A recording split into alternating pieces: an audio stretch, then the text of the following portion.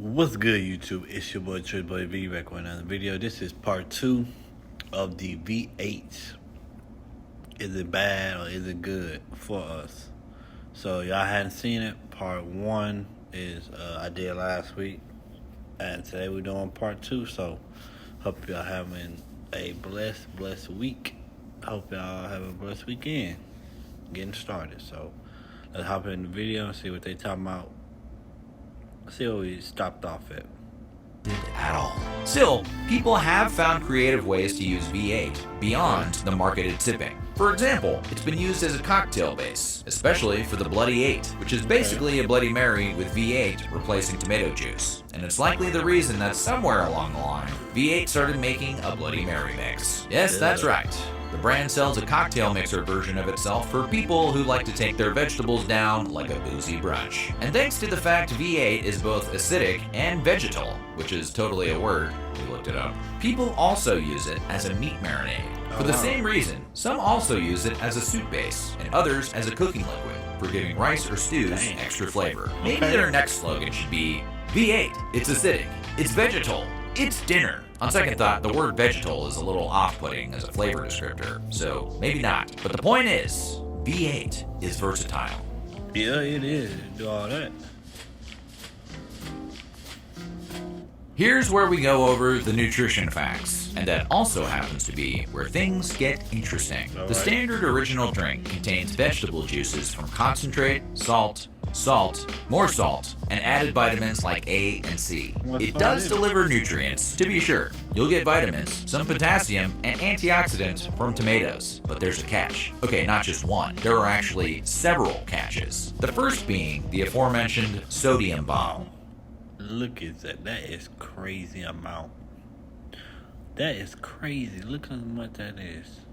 An 8-ounce serving of V8 can contain roughly 640 milligrams of the stuff, which is about a quarter to a third of your entire recommended daily intake in one drink. And that's the big criticism from nutrition experts. Too much sodium can contribute to a number of serious health conditions, including high blood pressure, increased cardiovascular risk, and water retention, just to name a few. Low sodium versions of V8 do exist, but the original is definitely very, very salty. The next catch is the missing fiber. Juicing removes most of the fiber found in whole vegetables. Fiber helps digestion, blood sugar regulation, and helps us all feel full and satisfied. So while you do get vitamins from a V8, you lose what is arguably one of the biggest benefits of actual vegetables. Another catch is the additives and processing. Like many shelf-stable beverages, V8 is super processed. That doesn't make it evil, but it does mean it's not the same as fresh produce, which you would think goes without saying, but marketing gets away with a lot.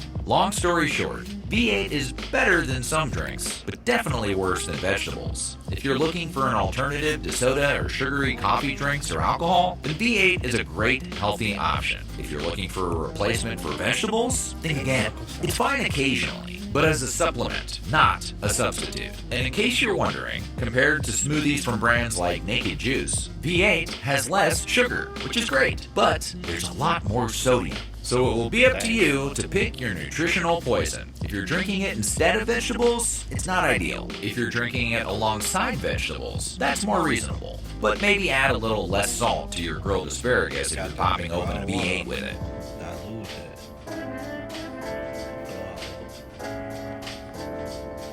One reason V8 has survived nearly a century isn't just nutrition, it's perception. Psychologists call this the health halo effect. Halo here referring to a circle of light appearing to surround a given object, and not the Bungie-produced video game that was adapted into a mediocre 2022 television show. But the long and short of it is that if a product contains something healthy, people often assume the entire product is healthy, even if that's only partially true. So put the word vegetable on a label, and suddenly it feels virtuous. Never mind sodium levels, processing, or the fact that you haven't eaten an actual crunchy vegetable since the Obama administration. The brain goes, vegetables good, V8 good, and food companies know this. That's why packaging emphasizes the number of vegetables, bright farm imagery, and words like smart, balanced, or plant-powered. None of that is inherently deceptive.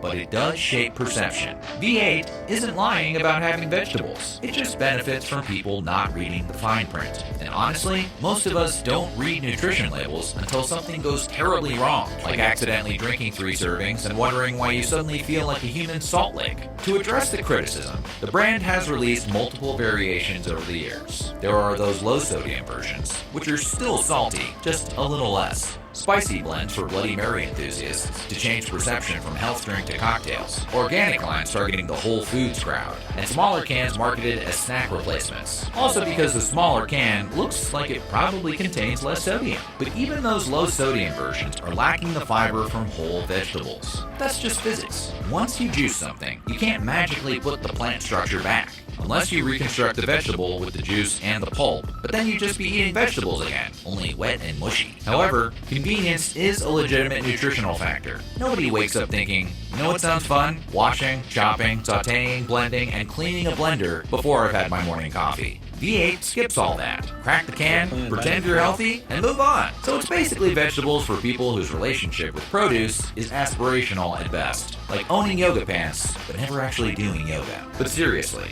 not everyone has time to cook vegetables every day. Not everyone has access to fresh produce all year round. And not everyone wants to chop celery at 7 a.m. Shelf-stable vegetable juice solved a real problem historically, especially during economic hardship or wartime shortages. And even today, if the choice is either no vegetables at all or some salty vegetable juice, experts are going to tell you to go ahead and grab the V8. Imperfect nutrition beats zero nutrition. The danger is when convenience quietly becomes replacement instead of supplement. That's when that forehead slap probably is justified. Or, put it another way, nutrition is rarely black and white. Context matters. A single can isn't a crisis. A daily multi-can bender on top of a salty diet? That's where concerns creep in. Moderation wins once again. And that salt would have gotten away with it too, if it weren't for you meddling kids. The April 15th tax deadline is coming, and your max refund is a few steps away with TurboTax. Plus, the new tax law can boost refunds by up to $1,000. Beat the April 15th tax deadline and get every dollar you deserve with TurboTax. Man.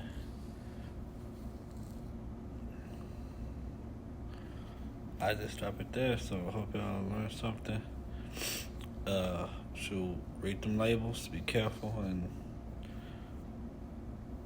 have a balance for everything. So that's why I say have a blessed day. God, Jesus, Holy Spirit love you. I love you. We out.